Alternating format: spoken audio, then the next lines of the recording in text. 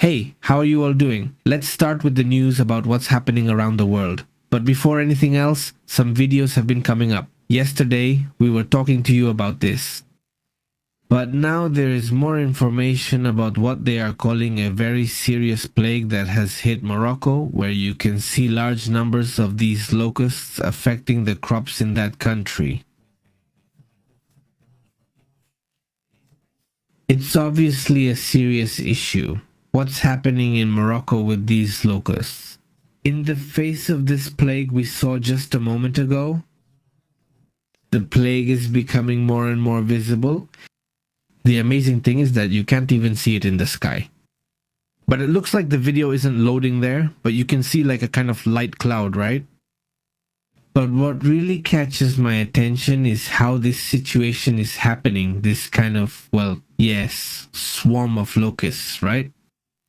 Let's go to another one of the images that have been shared, but there's already a report from the Food and Agriculture Organization. There's a report from the Food and Agriculture Organization stating that this movement, what we're seeing in any case in this part of the world, is an alarming issue. Especially because in previous years, a similar situation was seen in Africa. Suddenly, the skies, I'm not sure if you can see it. In this image, it's a little clearer. Allow me to show it. You can't really see how this insect plague is happening, right? After all, they are very voracious. I mean, they go into a kind of state of voracity and they start eating and eating and eating and eating, well, the food, right? In the end, that's the big problem we have with this kind of issue.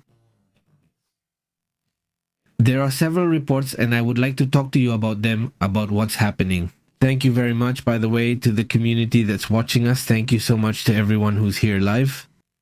We've been paying close attention to what's happening. How are you, Luis Lam? Greetings, Marcos Eliseo. Also, a very warm greeting to everyone in the community who's just joining. While you're coming in, go ahead and leave your comment, leave your like. It's really appreciated. In light of this situation, let's get into the details. According to reports, a series of swarms of this type of desert locust have been entering Morocco from Mauritania. They've already caused a problem, no need to explain how bad it was, but now they're heading toward Morocco and I'm sure they'll report on it. In the city of Alaouie, it has been one of the places where dense clouds of insects have been observed moving north. Experts point out that regional winds have favored faster and larger scale movement, making it easier for this type of insect to enter cities and rural areas. In the park and green areas, they have been eating everything. They feed on trees, ornamental plants, and crops. Radillos, sí. The main risk is to pastures and crops. The main concerns focus on pastures used for livestock, pastures for subsistence crops, and for local agricultural production. It hasn't been declared yet, at least an agricultural crisis hasn't been declared so far.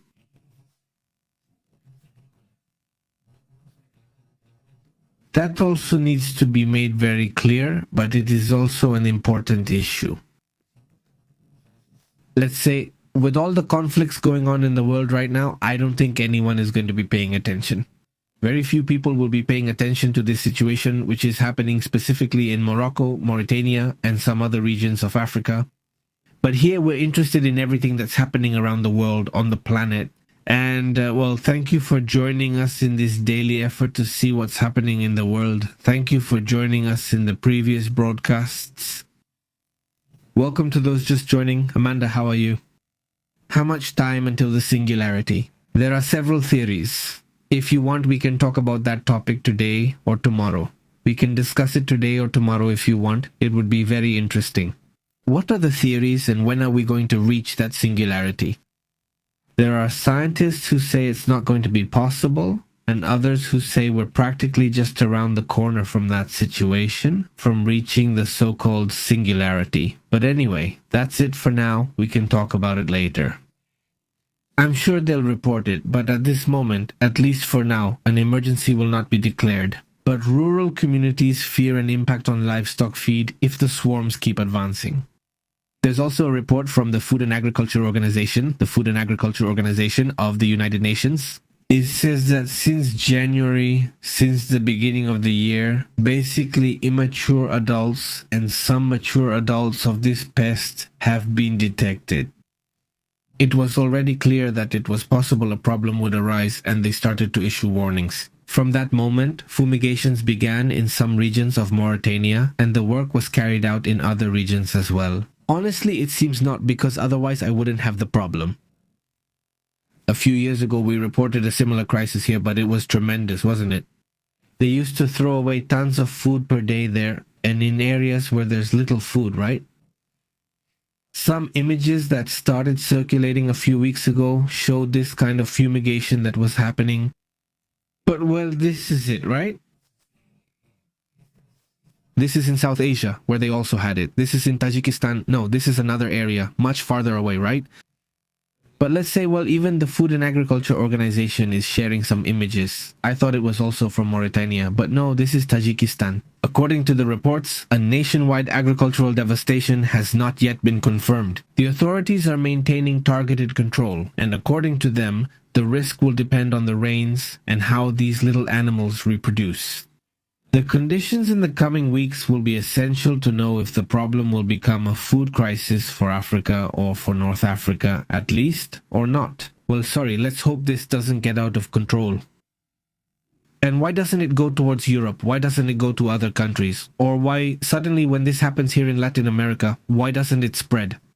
Here in Latin America, we do a very good job between countries. There have already been sudden outbreaks in El Salvador, in Honduras, or in some reports they start saying today there's a locust plague here. The countries quickly agree and decide to control the situation. There is already investment to stop the problem, and there is a lot of experience in Latin America to deal with those outbreaks, those plagues. And there is a budget, there is some budget. There are places in Africa where there is no budget, and the countries can't even come to an agreement. So is it a huge problem for all those regions? Well, that's just how this issue is. Basically, the conclusion of the Food and Agriculture Organization and Morocco was that it is a real threat, but they still say the situation is somewhat contained. And the key for them will be how quickly they act so that the problem doesn't spread throughout Morocco or to other countries. The agricultural areas where they have the biggest problem are in the southern part, and there isn't much agriculture there, while the strong agricultural areas are in the north. So as long as it doesn't reach the north, the problem is relatively contained. That's also important. It's important to clarify that at those points. Alright, let's move on to other matters, other important topics as well. Thank you for watching the video.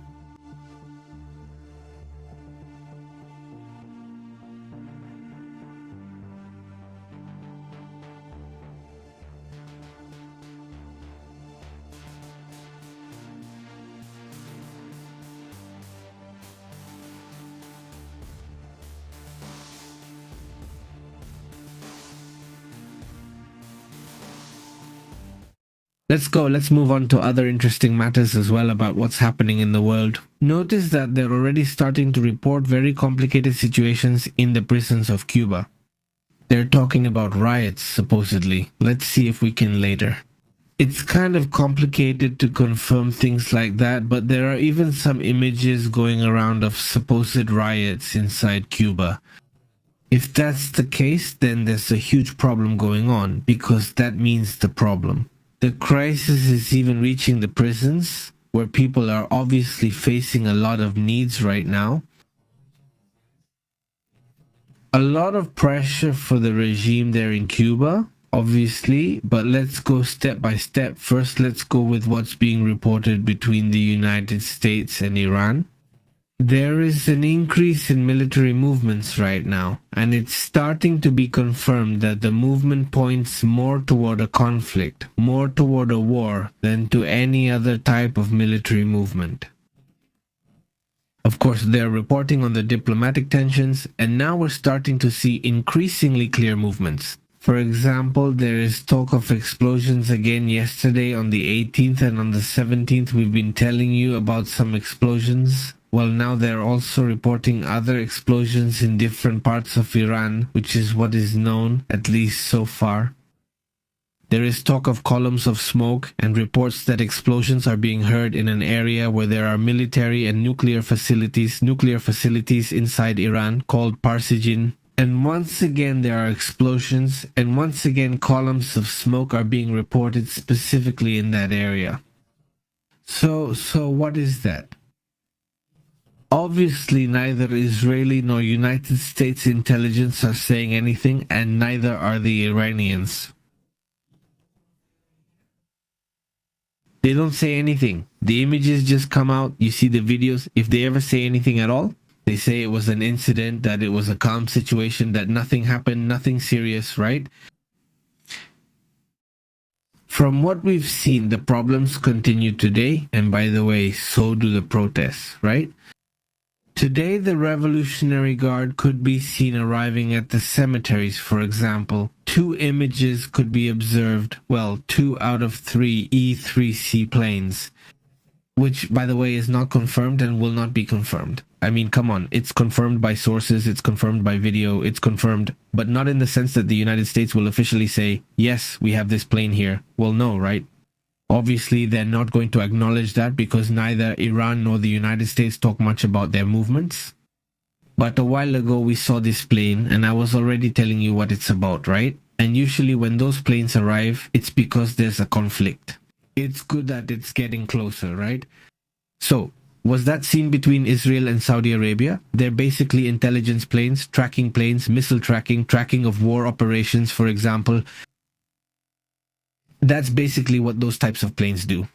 So we've also seen that there's a day of protests. We've already seen that there are a series of things. But aside from this situation, the United States is escalating and making or carrying out more military movements. There's the arrival of the United States ship Gerald R. Ford. Aside from the Abraham Lincoln, which is already in Oman. By the way, today they detected a drone that was approaching the aircraft carrier. So far, it's not known if they shot it down or not, but there was a drone that was getting close to this aircraft carrier. One of many things happening these days right now in that region, you know. Movements of warships, additional American planes, even though it's not a guarantee that an attack will happen. I mean, obviously nobody knows, right? But at least these are signs that the diplomatic side is almost discarded. It's almost out of the picture in this matter. The Islamic Republic set red lines in its entire agreement, and among those red lines is the one it proposed. The United States, which is the nuclear issue, can't continue. The nuclear program can't go on. And the Iranians say, well, yes, it will continue. Period. That's it. And before, at least they said they could stop. They could come in and inspect. That the civil program, not even that anymore. At least not right now. No, that possibility isn't seen. At least not now. So, another issue that's interesting and shows that right now the focus is purely on war. According to what they're reporting today on Truth Social, it says if Iran decides not to reach an agreement, it may be necessary for the United States to deploy in Diego Garcia and the airfield located in Fife Ford in order to eradicate a possible attack from the regime, which is extremely unstable and also extremely dangerous. This, well, is part of what is being translated there from the social media, not from this post made by Trump, where, well, it makes it clear that operations will be conducted from Diego Garcia. Why so far away?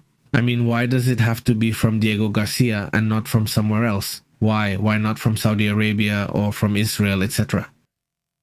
Well, because where the main operation is, there's a higher risk of being attacked. So if they start attacking from Qatar or start attacking from Israel, I mean, would they be too close to Iran? And that implies risks for the civilian population and also for the soldiers, obviously. So they go all the way to Diego Garcia Island, an island belonging to the United Kingdom. And that's where they're going to operate from. And from there is where they're going to fire. From there is where the planes will take off to attack. The jets can't make it, or the jets alone can't make it, but the tankers are already there, right? So if we look at the map, a little bit, let's see if we can move it further north, if we can see ourselves, or rather to the south. Let's move it a little more. There you go. That would be perfect. It's just that this wasn't letting me do it there. Well, instead of operating from here, from Qatar or from Israel or from anywhere in this nearby area, well, what they're going to do is operate a lot, thousands of kilometers away in the Indian Ocean. And try, in any case, to attack from Diego Garcia, operate from over here, much further south. From here, the attacks are launched. That's how it will be. And from there, they return and go back and forth, back and forth. That's the likelihood that will happen at a turbulent time for the Iranians, right? I mean, no, I don't have another word to describe them. What they're experiencing is an open rebellion from the population. The images that are coming out of the protests today are the most defiant I've seen. Because the Revolutionary Guard is operating everywhere and they're putting on pressure. They have lost many lives and yet they're still there and they're there and they're there and they're there and they're there. And about shooting. Well, honestly, there are so many brave people who want the regime gone already, so that's also part of it. Another one of the interesting things, right? Interestingly, on a day like today, as we were talking about earlier, former Prince Andrew was arrested. No, we already talked about it, right? But yeah, that's also another thing that stands out because it puts pressure on Trump. Why? Well, because if anyone can reveal things, it could be revealing things about how everything was handled. And little by little, that puzzle is being put together, which obviously in Washington they don't want to see, at least not those who are in power right now. That's the thing. So, let's quickly talk about the matter. Thank you for watching. How have you been, Fabian? How are you in Darumuro? Very good. Rigoberto Bermudez, cheers. Yes, it seems like this is kind of glitchy. I mean, I don't know if it's the internet. I hope it was heard well, but I do notice it's kind of glitchy. It shows me that the signal is at 100%, but I don't know if it's an issue. You know, there have been problems lately on YouTube and all that. I don't know if it's my signal, but at least for me, it shows everything in green. So, I don't know. Let's see what happens. Hopefully it was heard well. Greetings, Darumuro Fabian. How have you been? Adilson Benedicto. How are you? How have you been? Rigoberto? Hello? Thank you so much to the whole community that's connecting, he says. If it's already like Norway or Denmark, a kingdom is also like that. Hey, that's crazy, isn't it? I mean, it's crazy and interesting that they managed to have these people, right? I mean, at night, if you want, we can talk, because there are several things coming up. Look, check out what's showing up in intelligence reports right now. Let me see if I can put it up. It's fine. It's a report from an intelligence account on Twitter that says the following. Iranian state television published images of a joint naval army between Iran and Russia. It's the exercise they were going to do today in the Indian Ocean. It says it shows the Revolutionary Guard and Russian forces carrying out raids and seizing ships. Well, there you have it. Look, that's what the Russians and Iranians are doing right now, showing force, or at least trying to show a bit of strength. That's also, well, something that stands out today, right? It's definitely an interesting part of what's happening in the world. And well, it says, if they attack Iran, Blanca says, will they respond in other countries? That's the assumption that, well, that the movement happens, that it will be the Houthis. Today we're already seeing movements in what they call the resistance axis, which is this group. Well, it's not a country, it's not a group itself, but rather, it's like many groups, the Shia militias in Iraq, the Shia militias that still remain in Syria. Few, but that's Hezbollah, also the Revolutionary Guard, right? Look, all of those are called the resistance axis. Supposedly did. Let's see if I can give you a report in the afternoon, because I think by the afternoon around 6 I'll give you a report on how things are going and what all the signs are that, especially yesterday and today, have been coming out about the topic. How is oil doing? Let me tell you, it already shot up and broke the line I mentioned yesterday. Remember when I said if it breaks this line? To me, it's a sign of conflict. They've already been warned about it, and that line has been crossed. Can we at least talk about all that at 6? In detail, I'll gather all the signs I see and share them with you there. Let's pause and check on the supplies and see what's happening with the other groups. because I think they're going to want to operate. In fact, from what I'm seeing, that's all, but I don't want to get ahead of myself either. Let me confirm a few things based on what I'm seeing. If they're moving and we're seeing it, we'll discuss it later, okay? Good question, Blanca. Hello, how have you been? Fabian? Fabian, thank you so much. It looks good then. Okay, that's great. That's great. But I think I'll check it out later. I'll review the memory command and everything. Because sometimes a lot of video piles up and sometimes everything can get overloaded. Normally, almost every day, I either delete or send disks like that, he says. Karim says, hello, Pepe and Vivo. It sounded perfect. I have a delay. The YouTube signal is slow. Okay, all right. Thanks, Karim. Greetings, Adil. How have you been? Fabian? Yes, if you think there will be a war, I feel like yes for me, yes. If I see signs that say no, I'll tell you too. But right now, I see more signs that say yes. Now I see them more clearly. It's like all the conditions are set for that. So he says, you had warned us, Pepe, right? You remember? But well, yeah, that's it. Break the line now. We'll see that in the afternoon too, and let's see how it goes in the afternoon, right? But the break has already happened, and at night we'll check again, because this is constantly changing. But anyway, we'll meet here at 6, and then at night, like every day, we'll go over it in detail. Here with Astrid, a hug. See you later. Goodbye.